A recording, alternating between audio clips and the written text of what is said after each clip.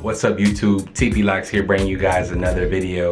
Yes, today we're going to talk about a topic that has seen much debate amongst the lock community, amongst the braid community, the natural hair community in general. There have been many debates about whether or not a bonnet or a do-rag is going to be best to suit your natural hair needs. What I am going to do is tell you about what works and some of the pros and cons for both as it pertains to dreadlocks. So stay tuned. I don't want this video to come across like I'm actually picking favorites, because I'll tell you right now, I put a lot of miles in with both of these things. The bonnet, I just took the bonnet off before I started this video, and with my do-rag, this is like my go-to. Before we get started, I think it would only be right to shout out my sponsor. This do-rag was purchased at oceanviewsbeauty.com. That's oceanviewsbeauty.com. Now, the beautiful thing about these do-rags, obviously, is the beautiful aesthetic and that velvet appearance, right? But it's also got that great soft inner layer. It's gonna do really well on keeping that moisture. You can kind of see that a little bit. Again, going to oceanviewsbeauty.com, you'll be able to find silky do-rags, velvet do-rags, regular do-rags, even do-rags for kids. They also have a bonnet line as well. So they're very aware of what the market options are for people with natural hair. They do a great job of both. I had to shout out my sponsor, Ocean Views Beauty. They do an amazing job. These are amazing products and it's dope. If you go to oceanbeauties.com and enter promo code HIGHTOPLOCKS, regular spelling, HIGHTOPLOCKS, all one word, you will get a percentage off. So just go ahead and go there now. If you're interested in ordering one of these, oceanviewsbeauty.com, and use promo code HIGHTOPLOCKS. Now I'm gonna try not to give a biased review. Since we're talking about the do-rag, let's go ahead and start with the do-rag. Now let me tell you what my reasons are for rocking the do-rag over the bonnet. Anybody that's within their first 1 to 2 years with locks understands that our hair, it does not lay how we want it to lay. Even my hair now, you see locks, they're kind of doing their own thing. Now first, and starting with do-rags, let me tell you my most common use case with do-rags. All of us have gone to sleep before and forgotten to wear a bonnet or do-rag or anything. And we notice, if you guys have had locks for under a year or up to that 2-year mark, if you guys have locks that aren't all the way mature or aren't hanging, on their own no matter what, you know that your locks have a tendency to just kind of stick up and stand up wherever they want to. For me, that's when the do-rag comes in handy. The beautiful thing about a do-rag, especially a do-rag like this, you can lay your hair how you want it to lay. I'm just gonna do this really quickly. You can tie it, let's just say that's tied, pull it down.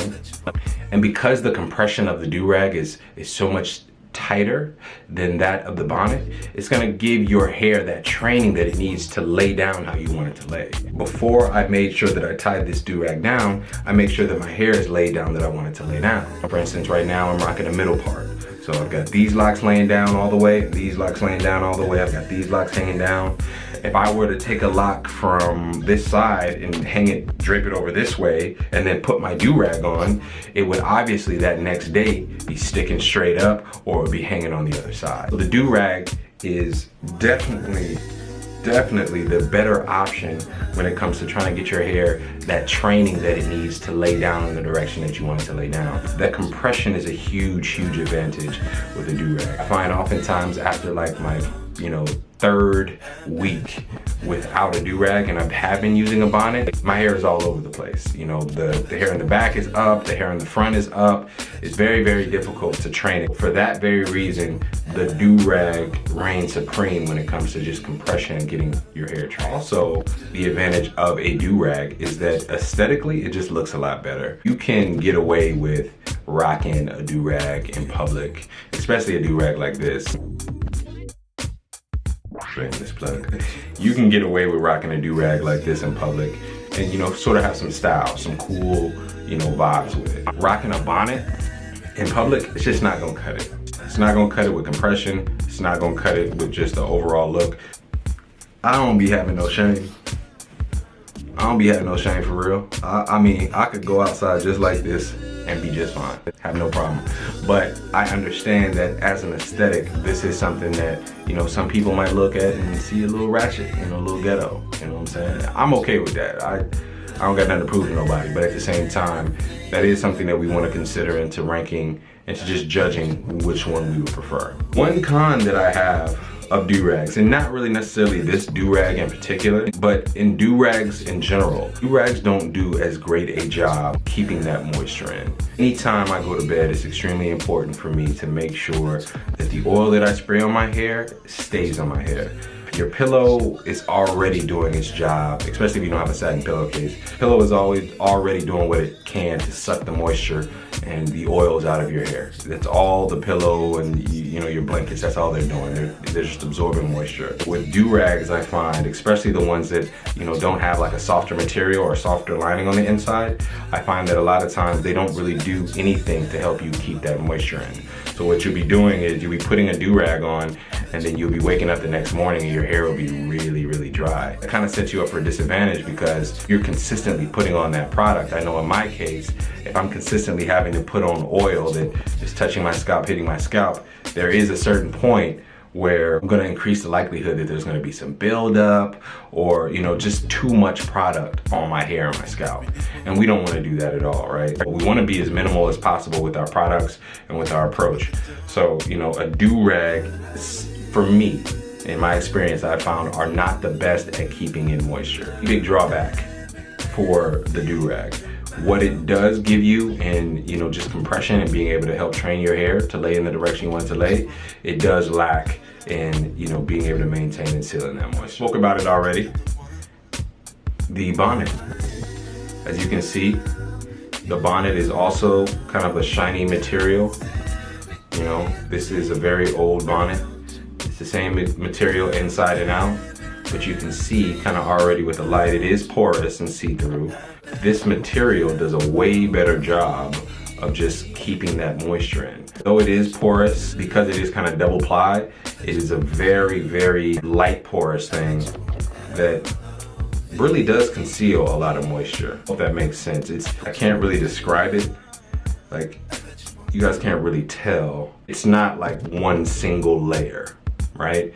It's like two different layers of material that are sewed together. Right. So while it is porous, those two materials, kind of back to back, do allow for some great concealing of moisture. Now with this, again, we talked about it already. The aesthetic overall is a drawback, but for me, if I'm walking around the house, it's just a perfect go-to option for me. The main reason why it is the perfect go-to option because not only is it, keeping that moisture in, it also does give you some light styling as well. It's not as much compression as the do-rag, as you can see, very loose.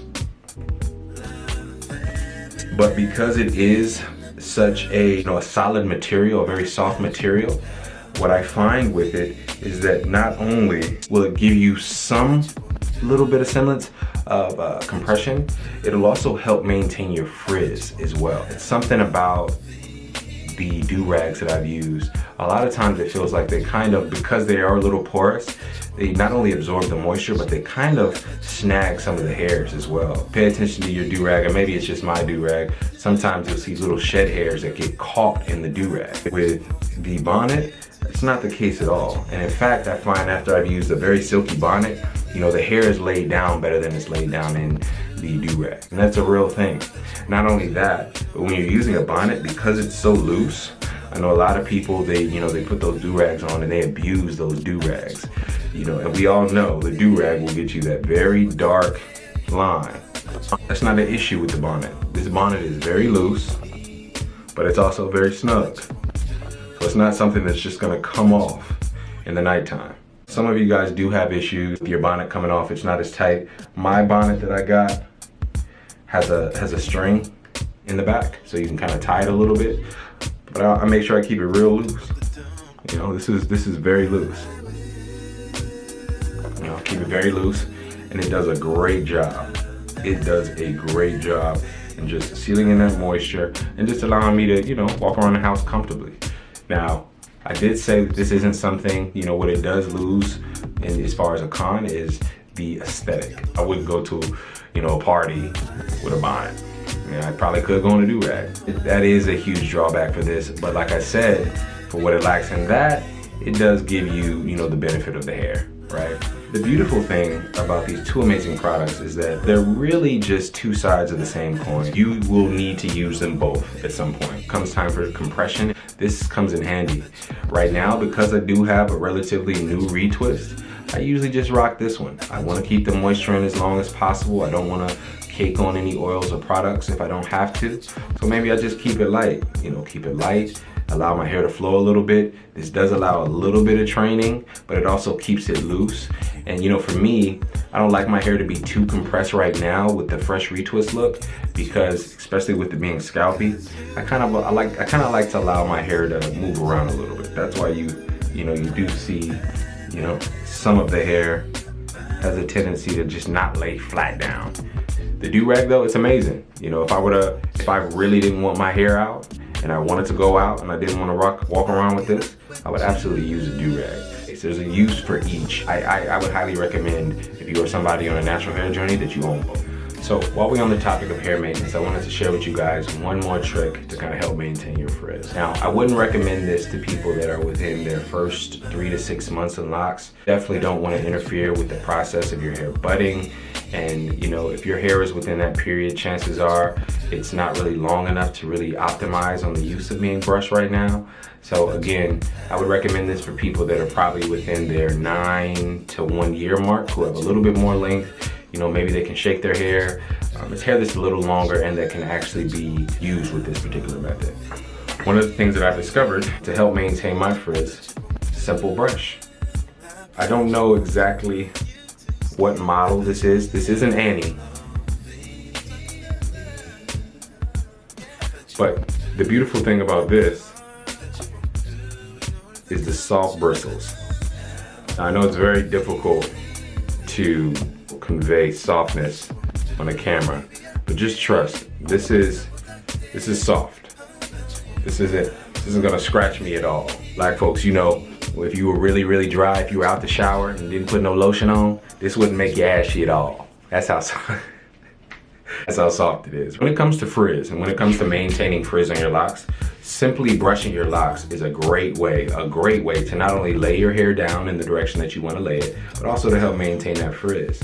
Now, the reason why I prefer a soft bristle brush is because it gently kind of trains that frizz and kind of lays that frizz down, right? Gently. You get the added benefit not only of the frizz maintenance, but also a product that's gonna help you really distribute all of that product or whatever oil you just put in your hair down the shaft of your lock. Take an oil, you guys all know my oil that I've been using as of late. Take an oil like this and I'll spread right down the center. Sometimes I'll spray a little bit on the out, right? And then all I'll do, take my brush and brush my locks. And because it's a soft bristle brush, what you're noticing is it's not messing up the parts of my hair. It's brushing that oil in, and it's not stripping my hair of really anything. But as you can see, an application of that oil down the center helps me distribute that oil all down the shaft of my other locks. Not only that, but you see, it kind of helps with training the hair to lay down in the direction I want it to lay down. This has been an excellent method to, just for my morning routine and also my nighttime routine. Because I put that oil on tonight, put on a do-rag, get my hair to lay down, compress. Matter of fact, I'm probably gonna rock the bonnet tonight, no lie. Put it on, done. It's a perfect way to maintain your frizz. I definitely recommend you guys try it. Again, I would recommend a very soft brush, a very soft brush. Do an amazing job of helping you groom your hair. Again, that's just another secret tip, guys, I'm passing off to you guys. Hopefully it's something that helps. Again, if you haven't heard, brush those locks. Because again, it don't hurt. It does not hurt to brush. You see that? It looks great.